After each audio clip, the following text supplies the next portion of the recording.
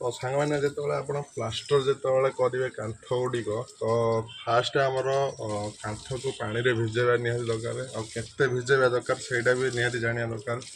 तो कांथर जो मैंने इटाटा पूरा पानी न भिड़ से पर्यटन भिजापी पड़ो। तो देखिए इटार बर्तमान पानी भिड़ी नौ देखिए इटाटा बर्तमान पानीटा भिड़ी नौ।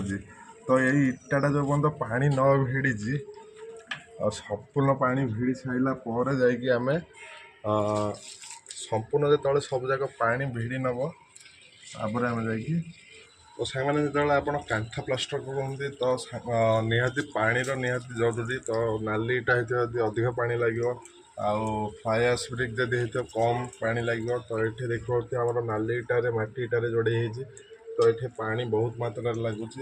तो पानी संपूर्ण भाव में ये देखिए इटाटा जो देखा तार आप प्लास्टर करा दरकार।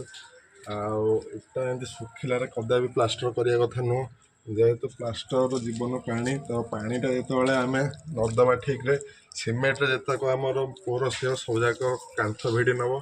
तो सेटा द्वारा प्लास्टरटा बहुत कमजोर हो जाए। तो आप ध्यान देवे सदा प्लास्टर को घर यहाँ हूँ जीवन पानी।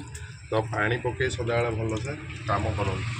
तो भिडियोटी भल लगी भिडियोटी लाइक करदे चैनल को नुआ चैनल को सब्सक्राइब रही।